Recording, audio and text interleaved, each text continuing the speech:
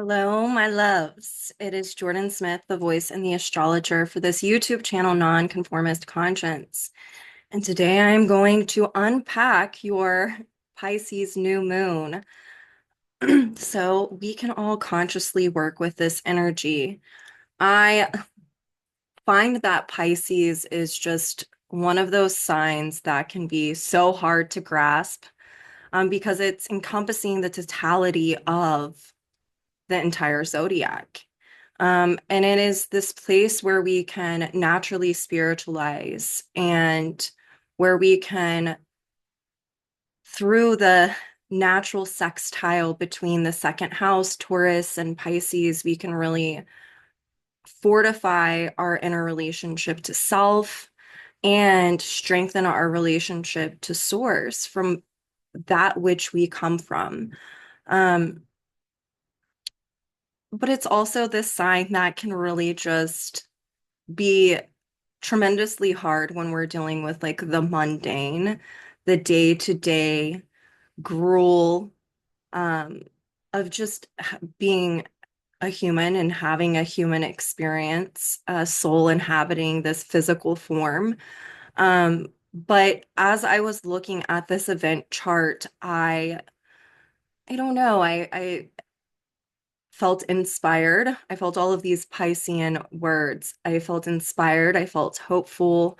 And it feels like this is a really healing new moon. So, yeah, let me unpack this for each one of us. And of course, I'm going to use the Greenwich chart. That way I can utilize the houses within this chart as well. Um, I do want to say, I've had people ask me, why do you use England, Greenwich?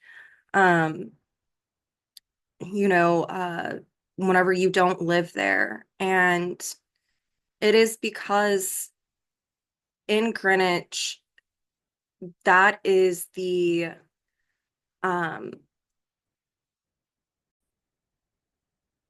I had to pause that. I had something come up downstairs. But the reason why I use the Greenwich chart and for events is because this is where the prime meridian is, meaning that this is where um, the longitude is at 0 degrees. And so it gives us a more accurate and clear picture for the collective because it is essentially uh, a place of equality, of splitting the hemispheres, right? If I were to look at the new moon in, as an event in Oklahoma, it's not as an accurate picture. And occasionally, you'll see me post events or the astrology from Oklahoma City. It'll be on the chart that I pull up. And whenever I do that, I never use the houses. I just speak to the aspects and the signs that things are in. Excuse me. But whenever I use Greenwich, I'm able to utilize the houses because of this falling where the prime meridian is. So I wanted to clear that up. And also for students of astrology, if you're really wanting to look at an event for the collective, pull up the event in Greenwich. Where I live in Oklahoma, Greenwich is 6 hours ahead of me. So you're going to see with this, new moon chart that the new moon is happening on the 28th in Greenwich, England, but here in America, it's happening on the 27th, 6 hours, prior to that. So it's Central Time. It's going to be happening around, after 6 p.m. So I just wanted to put that out there in case someone had questions or if, you've ever wanted to look at the collective energies. Now, if like an event happens somewhere, I think of like earthquakes or fires, you definitely want to use the event chart for the place that that's happening at. It's no different than, the natal chart. But for an event like the new moon or the full moon, definitely use Greenwich if you're wanting to understand the collective energies. So let's dive into this new moon. I've yammered on long enough. I will say that it is the Pisces birthday special is going on. So, if you're a Pisces and you want to understand this, new moon, or you just want your birthday special, you can go on my website and book. And also, just as a reminder, that the new class series for the Jeffrey Wolf Green Evolutionary Astrology Association, you can now purchase a membership so you can attend the class series. There's also a free intro class happening on March 1st at 10 a.m. Pacific time. Um, so I hope to see you all there. And of course, that class series is Venus and Sexuality, and I will be teaching the class going over Venus and the signs of Taurus and Scorpio, and I'm really looking forward to that. I have a Venus in the eighth house, and I am a Taurus rising, and so it's right up my alley, and I love looking at sexuality in the chart. I love looking at Venus. It's just such a profound archetype whenever it comes to relating to ourselves and relating with others and relational dynamics. So, without further ado, here you guys go. Let's point out some of this going on in this chart. So, this Pisces new moon is happening at 9 degrees 40 minutes in the third house. And I want you to look here that Cassandra is actually conjunct this new moon. And this new moon is ruled by Neptune and Pisces in the fourth, which is conjunct that north node. Got a lot of Pisces energy going on with this new moon. We also have Saturn and Mercury here, in Pisces in the fourth. It's also ruled by that Neptune in the fourth. And um, Saturn and Mercury are opposing, same with the North Node and Neptune. They're opposing this South Node and Virgo in the 10th house, and that South Node is ruled by that Mercury. Um, so let me talk about this, and I'm going to pull the chart down and then I will bring it back up in just a minute. That's, enough to just start with. So, a new moon is, for those of you who are just learning, it is when the sun and the moon are conjunct in what we call a new phase. It's when the moon crosses over the sun, and it's in a new phase conjunction. And this is interesting because, on the one hand, this is speaking to a brand new 6-month cycle dealing with emotional dynamics, the moon. Um, and because the moon is conjunct the sun, we're, talking about not just a brand new cycle of emotional development, but also that sun is speaking to creative self-actualization. The sun is where we pull in everything into the chart and give it purpose and meaning. And so with the new moon in Pisces and that third house, this is really where we are starting this new 6-month cycle of, on the one hand, it's paradoxical because it's a new moon, and that's speaking to a new relationship, a new cycle, but it's Pisces. So there's something that is wanting to culminate. It's a new cycle of culmination, and culmination around what? Well, pretty much everything. It's Pisces. But when we look at that chart and we see that the ruler of this Pisces new moon is falling in the fourth house, it's giving more Cancerian energy as well.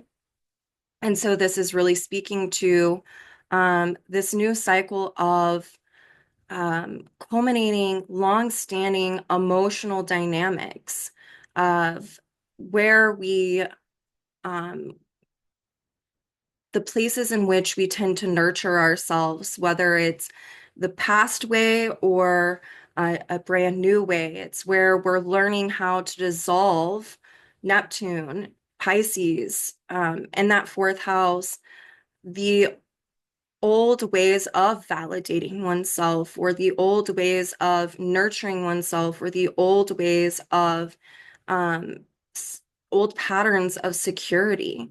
And when we think of Pisces, we're thinking of timelessness and transcendence, and we're thinking of our, you know, our pure emotion. It's part of the water triad. We're thinking of um, strengthening a relationship to our creator, that which we come from. And so, with that North Node and Pisces in the fourth, and it's conjunct Neptune, the ruler of this Pisces new moon, this is where we are having a lot of emotional development happening as we culminate prior dynamics of an emotional nature. We're really wanting to transcend those old emotional limitations, or those old emotional patterns of where we've sought different things outside of ourselves instead of nurturing ourselves from within. And with the new moon happening in the third house of this chart, I feel so deep about how this is really speaking to allowing ourselves to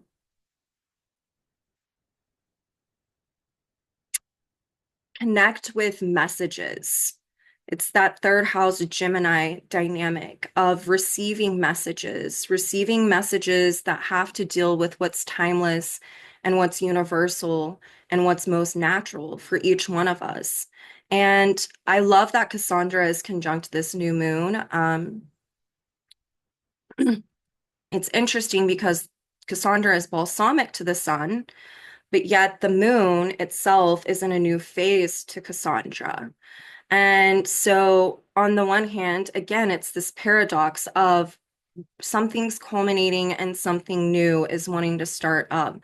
Within the realm of Pisces, that's where we can like face a void of that which was once there is no longer there. And so the best way to think about this is that this really opens up space for us to take in and receive more messages if we have Piscean faith and patience. And that can be really hard as a human. You know, we want things instant gratification, and we want things instantaneously and fast and quick. And Pisces really pumps the brake on that. It says, no, we need to honor the process of as things are culminating, as things are clearing, as things are healing. We can't just jump to the next thing. We need to sit within the sacred space and allow ourselves to receive those third house, moon in the third house, those messages. That way we understand what the next steps were meant to take.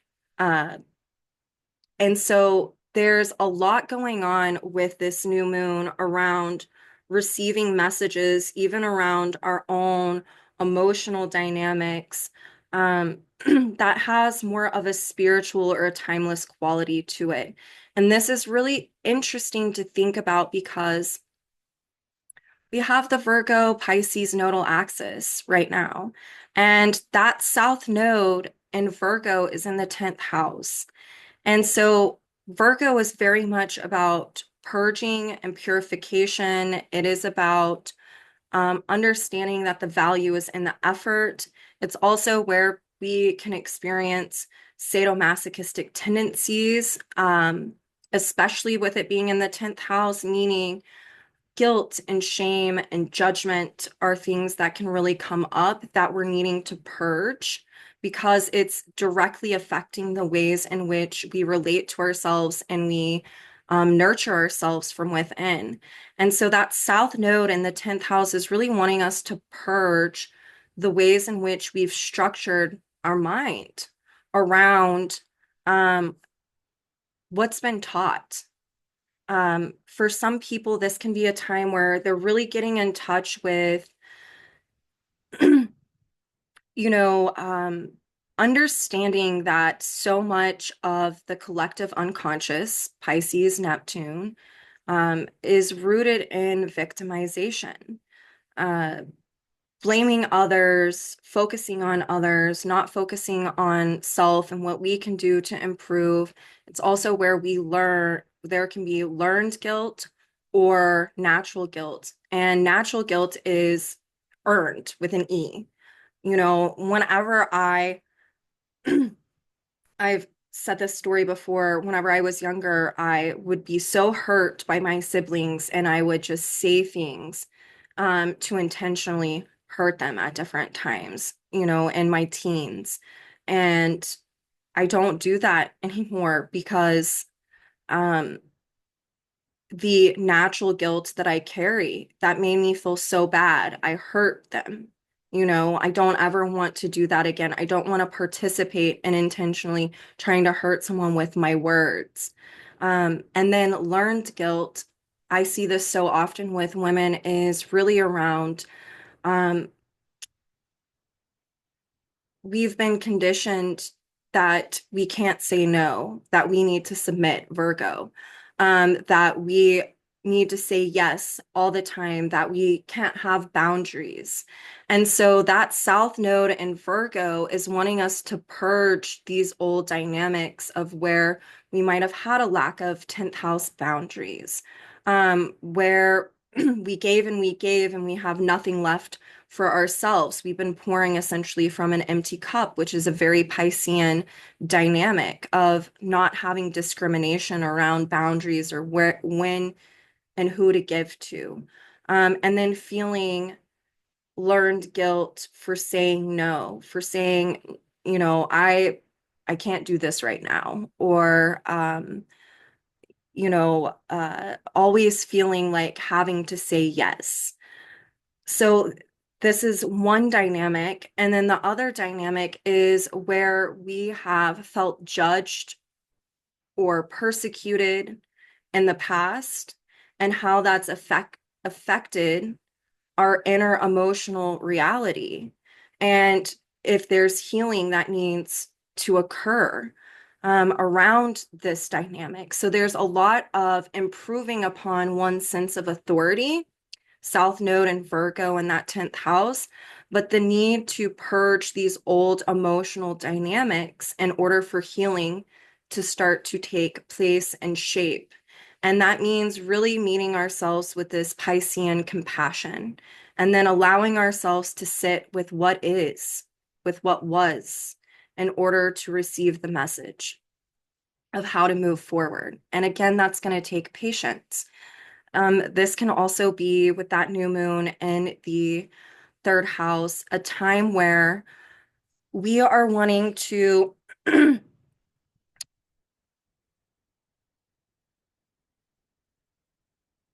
really dissolve old mental structures.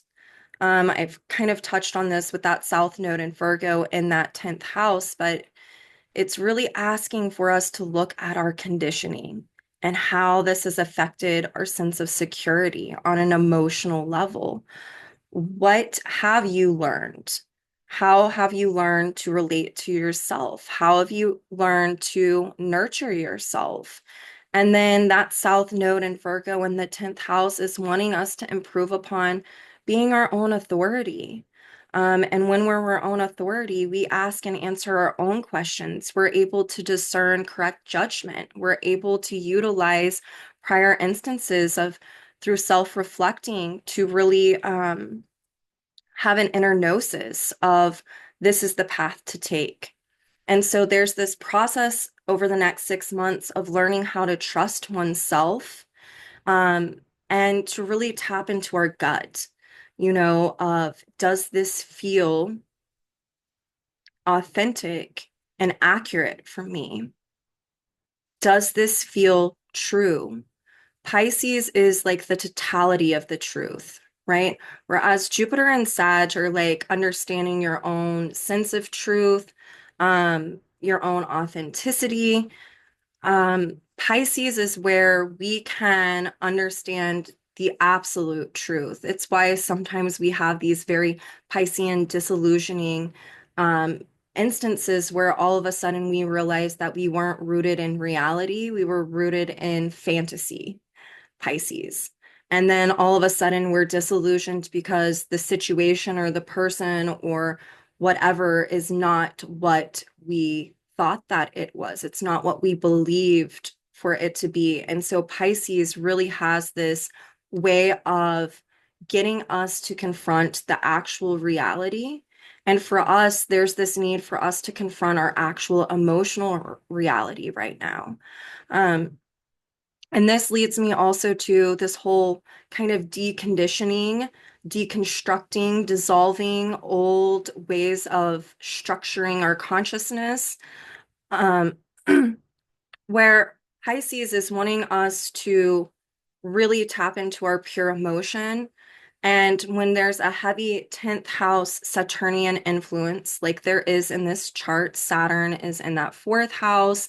It is opposing the South Node in the 10th house. Um, it's where there can be an immense amount of suppression that we didn't even realize was there. And we've been, you know, not being able to access our emotional dynamics. There's like this feeling of stuckness, of I don't really know what's going on, but I sense that there's something more to this, Pisces. And this is, again, the South Node in Virgo and that 10th house is wanting us to purge where there's a boundary that's getting in the way of us accessing our pure emotion. We are souls who evolve through the emotional body. We are innately, consciousness is pure emotion. It's why animals can connect with us because they are pure emotion. Source is pure emotion.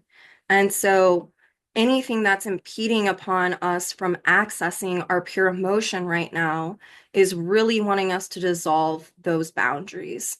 And that can be where we feel guilt or shame for feeling intense emotions because maybe we've been taught that they're bad or they're wrong or there's good emotions and bad emotions.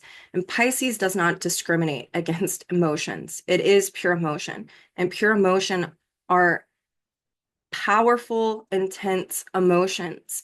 And in order to heal Pisces, one has to experience the array of emotional dynamics. And when we allow ourselves to experience pure emotion within our conscience on a soul level, we allow that to wash over us. And that is then where we can receive the messages, Pisces New Moon in the third house, that can really help us to heal and to have faith and to have hope and to connect with that which we come from right now. It's almost like this new moon is helping us access some hidden information within ourselves if we allow ourselves to feel whatever it is that we're needing to feel. And then that leads me to, I kind of touched on this, but Cassandra is conjunct this new moon in the third house. And Cassandra is this asteroid where, I mean, I've talked about her so much. I've taught about her, talked all of it. But Cassandra is really interesting because Cassandra correlates not only with Mercury, but also Venus. It's where we can recover inner knowledge, our inner voice, our ability to express ourselves, and it's where we can recover our inner relationship to self.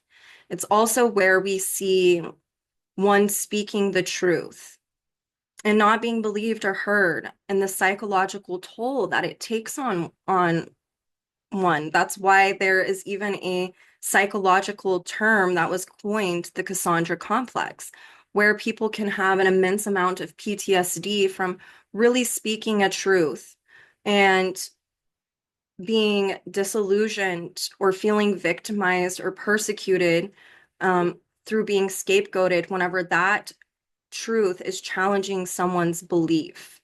And with Cassandra conjunct this new moon, It's really wanting us to heal these dynamics of where we might have been hiding. Pisces can correspond to hiding.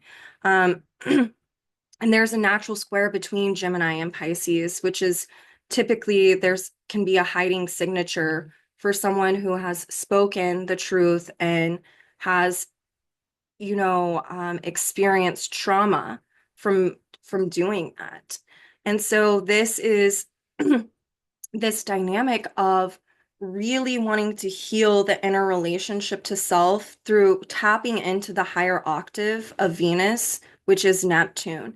So it's really wanting us to transcend the ways in which we've related to ourselves in the past and to allow ourselves to receive the messages rooted in timeless truths and to know that that's good enough. If someone if this is a new moon that sparks up for you, which I have a feeling that it will for some of us, of where we're needing to speak a truth or where we're needing to communicate a truth, um, to promote emotional healing, people are going to do whatever they want with that information. And it's not our job to control the outcome, but to plant a seed. Um, and sometimes we're just needing to speak our own truth for our own healing. I know in the past, I quit talking for a while, not literally, but I quit communicating my emotions in my mid 20s for a while because of kind of these Cassandra dynamics of speaking the truth and then being called a liar or being called, someone who was stirring the pot or this or that. And what that ended up doing is I internalized all of that information I was holding in and I became angry. And for my own healing, I had to start recovering my voice and speaking the truth and saying what it was that I needed to say or to express in order to heal. And there were lessons in discernment around who to share with, who not to when expressing, who had the capacity to hear, who didn't. If I was re-victimizing myself through walking into a situation that was oppressive, and trying to speak my truth, it taught me so many lessons. And for a lot of people, this dynamic can be culminating, but it can also be where there's more information coming in on an internal level.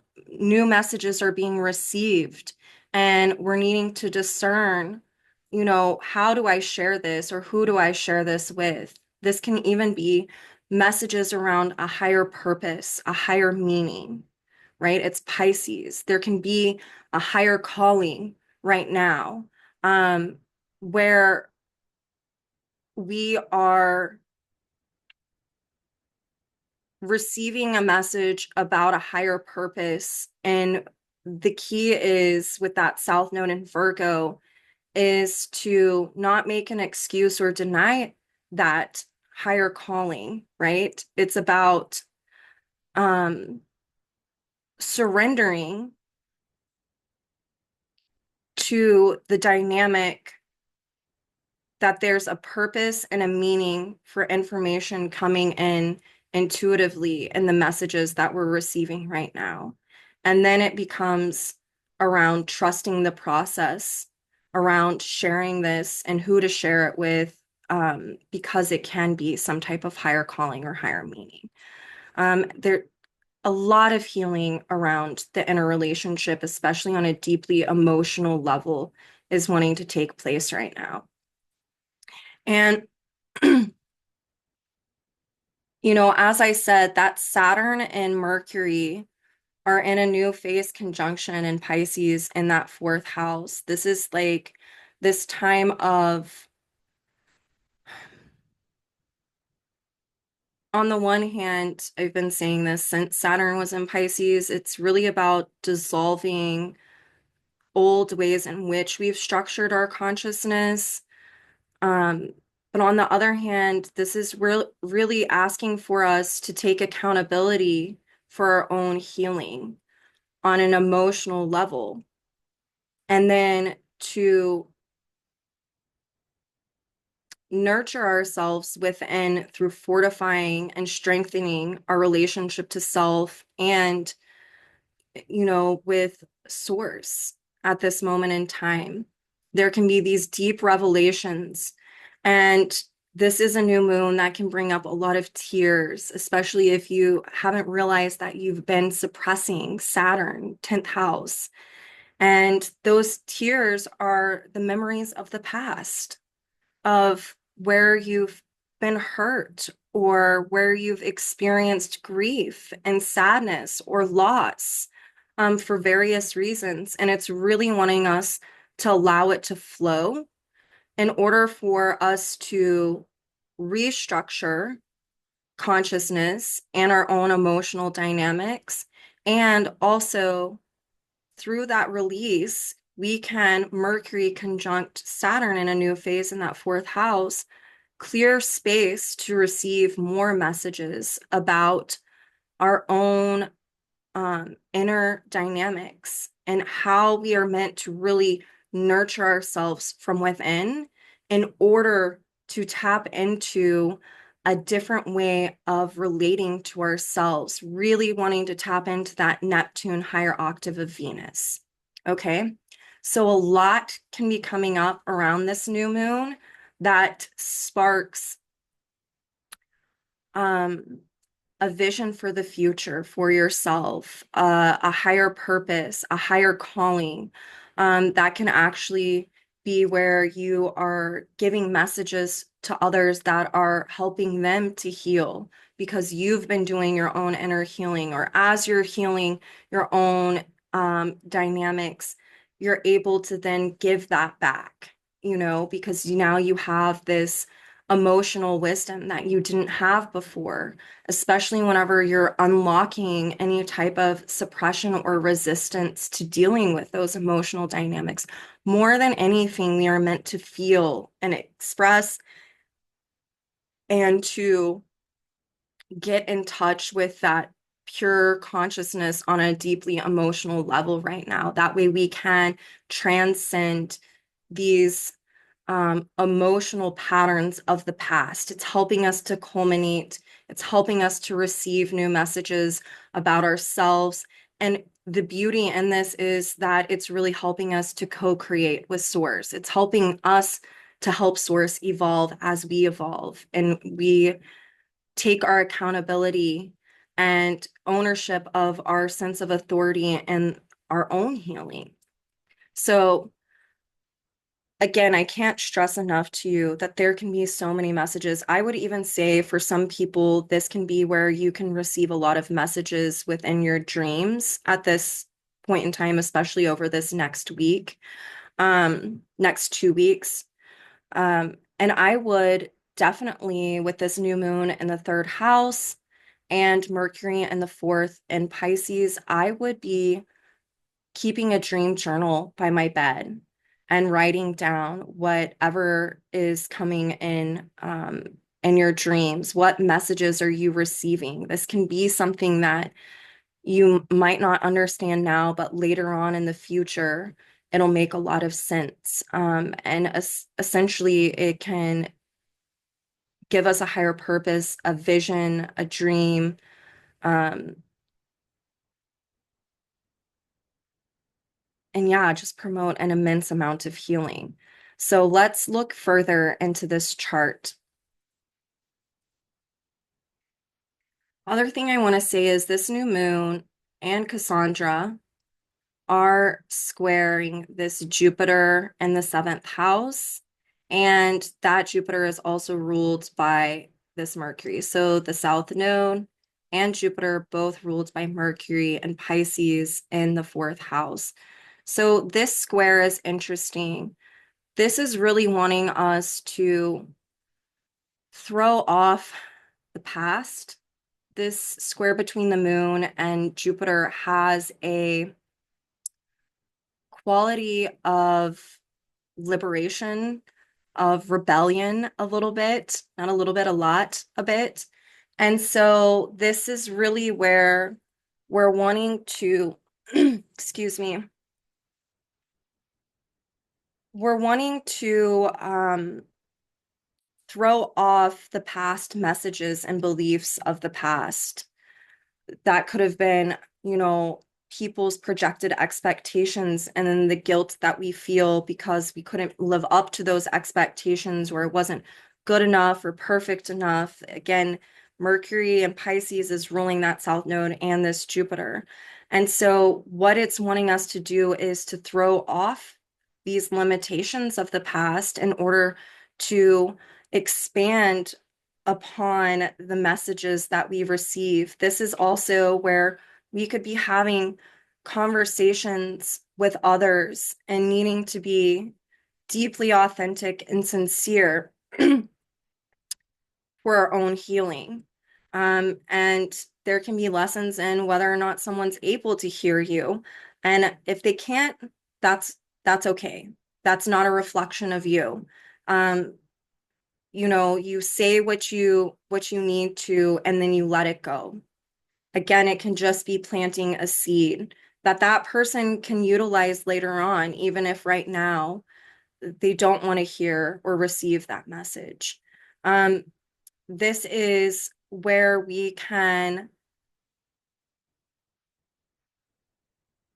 be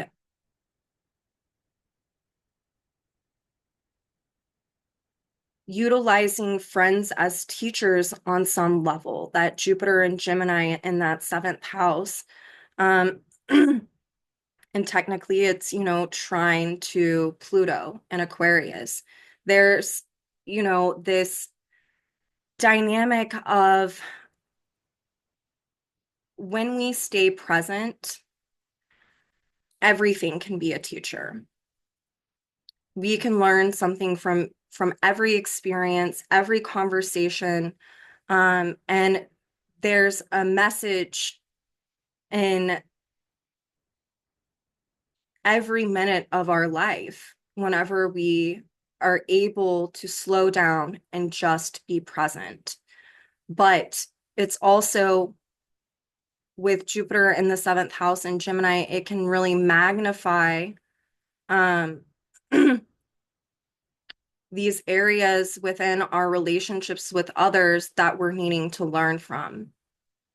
And to not deny, if something's going on or someone can't hear us or um,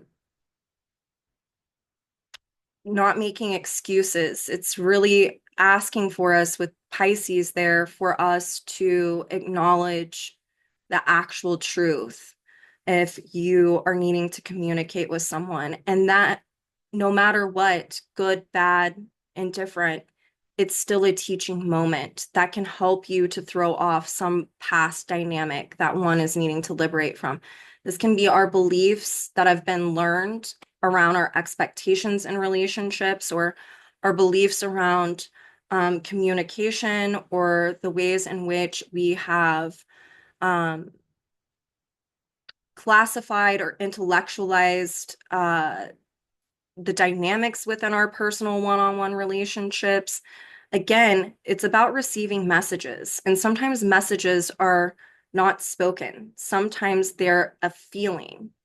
And so it's acknowledging that feeling.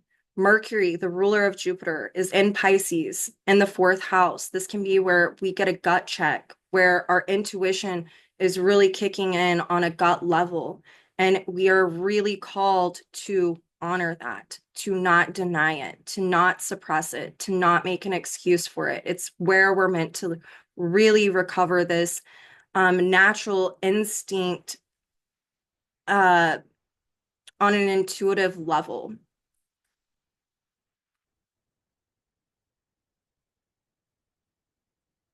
I want to make sure that I'm covering everything.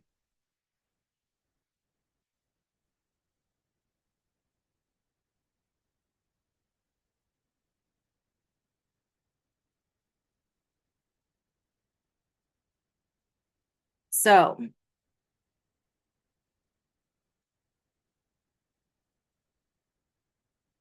the other dynamic is this Mars, which is now direct, is ruled by this new moon. And Mars is in the eighth house.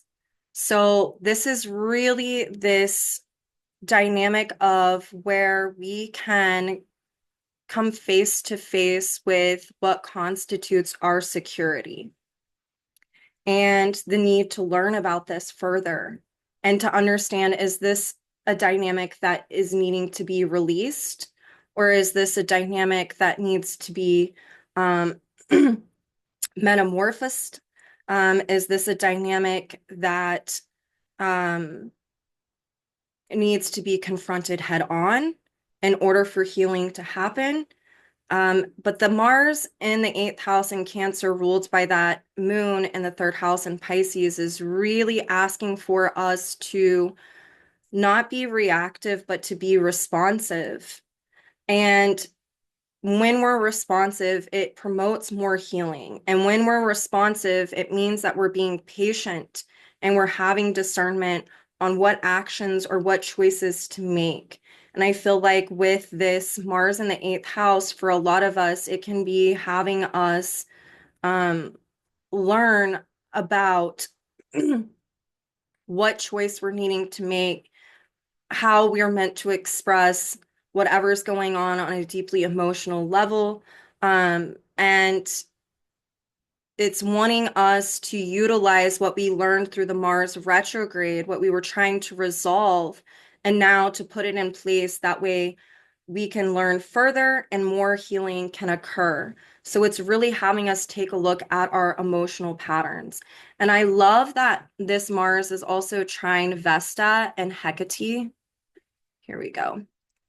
In Scorpio in the 12th house, both are ruled by this Pluto, which is conjunct Pallas Athene, and Aquarius in the second. And so when I'm looking at this, this is really where, this is really where things that felt hidden on an emotional level can be brought to light. It's like Hecate trining that Mars is really holding up the lantern of this is the path to take, and the path is rooted in compassion and love, the 12th house. And Vesta is where we can have this regenerative quality from within that helps us to, what are the words I'm looking for? It's regenerative in the sense of helping us to creatively self-actualize through not depending on anyone except for ourselves. It's where we can experience a profound devotion for a cause, no matter how big or how small. And Vesta is wanting us to like keep the sacred flame alive around healing the 12th house dynamics. Also, she's ruled, same with Hecate, is ruled by that Pluto and Aquarius in the second. It's really about this need for us to metamorphose our old emotional dynamics in order for us to integrate our truth, our actual nature, our unique individuality, Pluto and Aquarius in that second house. So it's also shining a light with Hecate there on what needs to be liberated from, where we are re-experiencing our own suffering and where that comes from and why, and how we could have over-identified with past dynamics that are now wanting us to transform them in order to experience our own inner community, our own inner friendship to self, and how that is a co-creative function with source. And so then it's pulling in Uranus and Taurus, which is in that sixth house. It's helping us to continue this transformative process of our inner relationship to self through lighting the path. This is the way to go, Hecate.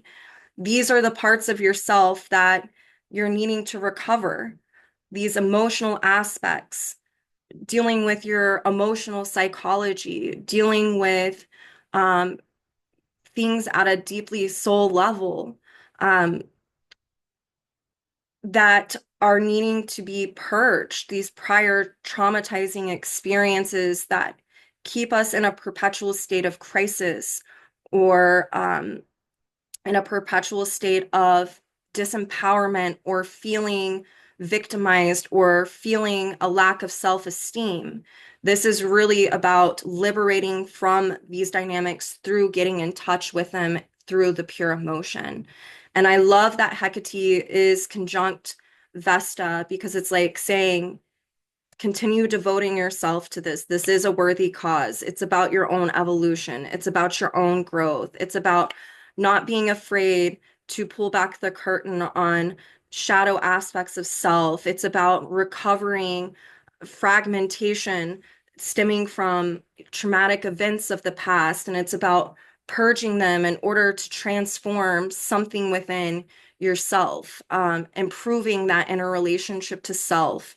That way, it can be of service to others later on down the road, just through being a mirror for others. That it's if you are capable, they're capable. It's all of this going on. Um, and again, it's going to be dealing with our own emotional patterns that Mars is trining that. It's really like helping us to shine a light on what once was hidden, what once was hiding, 12th house. It's going to be illuminated in order for transformation to occur. And then again, this comes through messages. When we have the courage, Mars, to face and confront our emotional dynamics and to allow them to wash over us, we get to heal. We get to learn more about how to just naturally exist. Um, so there's that. And then there's also, I love that Alethia is at 10 degrees Sag in the first house and is trining Venus in the fourth house in Aries. Alethea is ruled by this Jupiter and Gemini. And so this is really speaking to we're in this state of becoming right now. Alethea is very much about understanding who we are in the most natural sense. It's about recovering our nature, essentially. It's about not forgetting our truth, our authenticity. And she is trining Venus and Aries in the fourth.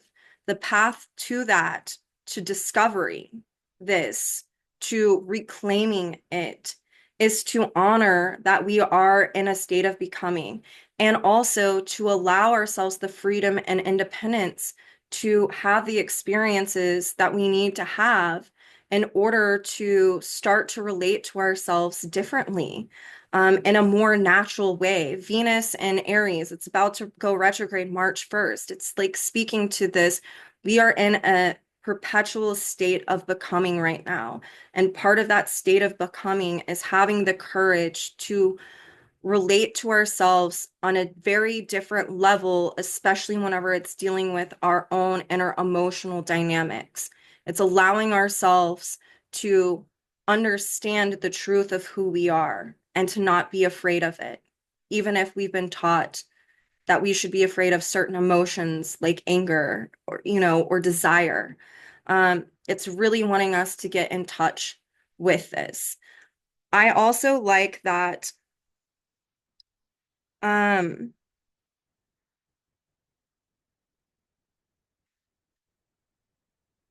this is really double down. This dynamic is double down because the where did I see this? The new moon is semi-sextile to Venus. It's like, and then the north node of Venus is conjunct Chiron in the fifth house, okay? And so the north node of Venus, Venus, and Chiron are all ruled by Mars. Mars is square Chiron. All right.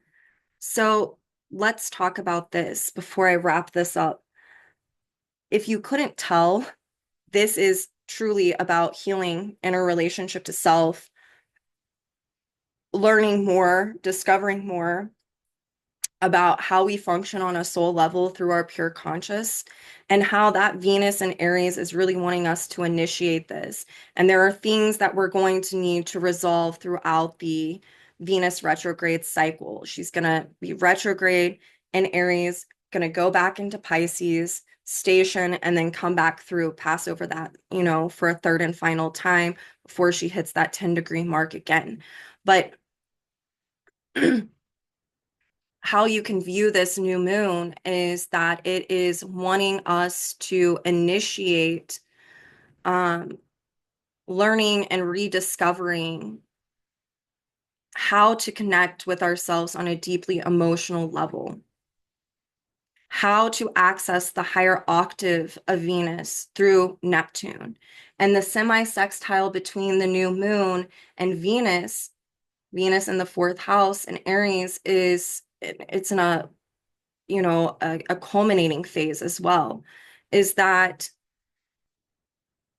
it is wanting us to act on our desires to confront Mars and Cancer in the eighth house, ruling that Venus, to confront these past emotional patterns, our emotional psychology, and to heal it, to learn more about it, so that way we can really start this initiation of relating to ourselves in a way that is strengthening and healing and rooted in emotional self-reliance in general. That way we change what we attract in our lives. We don't continue to attract circumstances that perpetuate crisis over and over anymore. And so that semi-sextile between the new moon and Venus is really giving us a jump start to this Venus retrograde cycle of connecting and learning more about our pure emotion. And that comes through confronting our emotional psychology and having the courage to do it, to pull back the curtain, if you will, even on our own stuff. And then with Chiron conjunct the north node of Venus, and this is happening in the fifth house, and it is square to Mars, its ruler.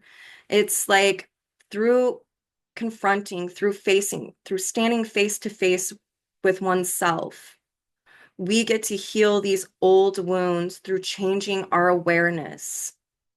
And changing our awareness comes through dissolving old mental constructs and tapping into the messages that we receive around our pure emotion. New moon in the third house. And as we do this and we change our awareness around our wounds of where we weren't seen or understood or acknowledged for who we are and our unique individuality and within our authenticity, and the anger and the sadness and the grief that perpetuates, when we face this and we look at the psychological detriment or the habituations and the patterns that play out in our life because of these old wounds, when we look at this in a different way and we revisit this, especially throughout the Venus retrograde cycle, the north node of Venus conjunct Chiron is having us relate to ourselves very differently. And that is through the emotional body, the higher octave of Venus, Neptune, and Pisces in that fourth house, through our emotional body. And that is where we then get to bring purpose into our lives. From poison, it turns into potion, and it helps us relate to ourselves in a very different way that is actually rooted in natural law. what's natural, whatever, however that feels true for you.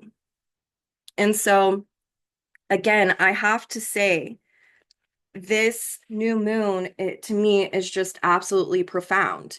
It is speaking to an immense amount of devotion to understanding unconditional love for self. Pisces in the fourth house, learning about that. What does that look like? What does that even feel like? How many of us can actually say that we've experienced unconditional love for self? We've taken on so much information. We've been taught and conditioned to stay separated from our emotions. And this new moon is saying, no, we've got to recover this sacred natural principle. And Hekate and Vesta are like, yes, keep this alive. This is ancient wisdom and knowledge that can help you metamorphose and strengthen your soul and relate to yourself in the ways in which that you were always meant to relate to yourself through grace and compassion and temperance and beauty and self-reliance and um you know being emotionally secure within. And so there needs to be a willingness for us to take the things that come, to stay present, and to allow it to be a teacher, allow it to be a messenger. What sticks? Awesome. If it doesn't relate or it doesn't feel true, liberate from it.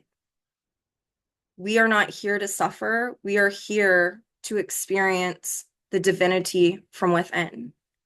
And that takes compassion and unconditional love for self, and also knowing that this is a co-creative process, not just for you and community, but with you and that which you come from. As you evolve, it's helping Source evolve. And there's nothing that makes Source smile than that. Um, so pay attention to your dreams, pay attention to the messages. Um, Understanding that this is a really pivotal time for us to heal long-standing dynamics on a soul level. And I love that Hecate is in that 12th house and is ruled by Pluto in Aquarius. It's like shining the light on the path that we're meant to take and helping us to recover parts of ourselves that we felt or thought that we lost, that we absolutely did not. And Alethia in the first house in Sag, trining Venus in the fourth, and Aries is like giving us the courage to go to the depths of places that are uncharted territory and needing to understand that we absolutely have to have the freedom and independence to go there in order to discover our truth on a soul level. And through that truth, we then heal. And then it helps others to heal. I do feel like, again, with Cassandra conjunct that new moon, some of us are going to feel a higher purpose or a higher calling and receiving messages around these areas. And with that South Node in the 10th house, ruled by Mercury and Pisces in that fourth house, this can be where, you know, we're needing to listen to ourselves around what we're being called to do. Um,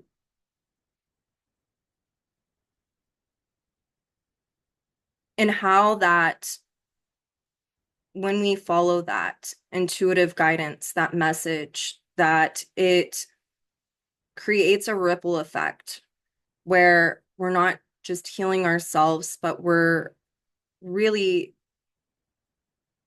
it's doing others a service as well. because it's where we can be improving upon being a natural role model, someone who's absolutely stepping outside of the status quo of what is known for most, and then they're seeing that it can be done. So please listen to yourself during this time. Please allow yourself to experience the full array of emotions that are going on. Please allow yourself to cry if you need to cry. Please journal and write down what comes up for you. What are the messages? What is the message within what you're experiencing? Don't do it right then. Wait, sit, observe after it washes over, allow there to be an integration, and then journal about it. Um, so I hope that this was helpful. This is a long video. There was a lot to unpack. Um, and I feel like this is a magical, magical new moon. Um, when we are not suppressing or making excuses for the reality that we find ourselves in, it really mitigates crisis and disillusioning experiences. For some people, this can be a time that they do experience that because guess what it's doing? It's going to teach them about what was suppressed or what they were denying or what they weren't seeing clearly. Everything is a teaching moment. And this goes for any time in our lives, but it's especially pertinent right now. So I hope you all have a happy, healing new moon filled with self-love, compassion, grace, and healing. And I will see you all soon. I can't wait to see more of you and to read your stars. It's always such an honor and a privilege, and I appreciate every single one of you. And until then.